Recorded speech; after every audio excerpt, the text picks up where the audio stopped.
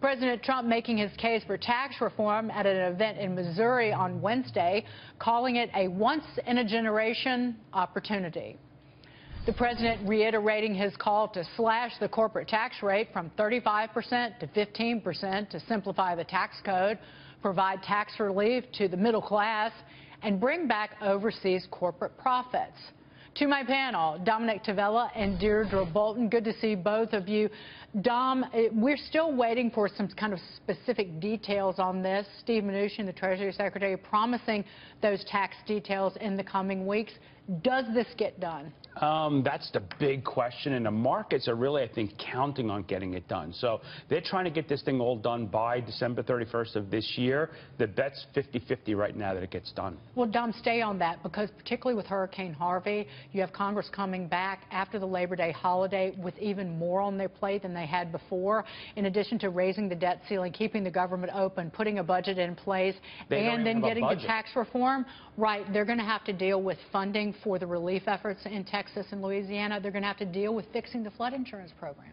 They have a lot on their plate. They haven't really gotten very much done so far. So the idea that they're going to get all these things done and get agreement on a tax structure going forward is kind of hard to believe. But it is populist.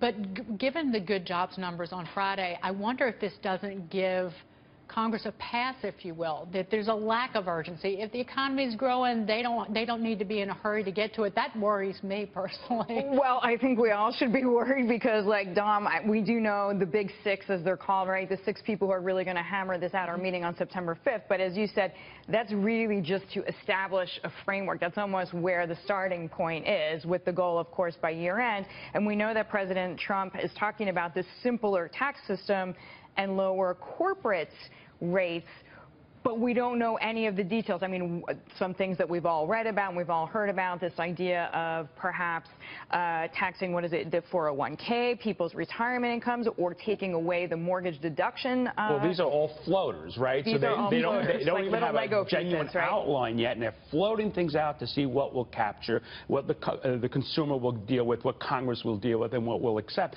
But I've heard no one say 15% is doable. Not one person. Yeah, most people seem to be focused on 20%. And of course, as we know, you mentioned this, Dagan, right? 35% is where the U.S. stands, and there are countries, Ireland, for example, at 15%. So we've seen a lot of, particularly in the past, big tech companies, right, go and set up shop in Dublin. It's an Anglo society. There's a young workforce.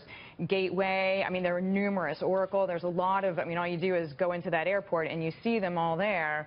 So there is this big push to get these jobs back here. I still want equitable treatment for small business owners that are taxed as pass-throughs, and it's something that certainly Donald Trump talked about, the president, earlier this year. That's what I would like to focus on, that you tax those individuals who are normally taxed at the personal income. LLC, right. Self-employed individual. People don't realize this. They get taxed on a personal level. Right. So it's a flow-through entity, and they're typically getting taxed at 39%.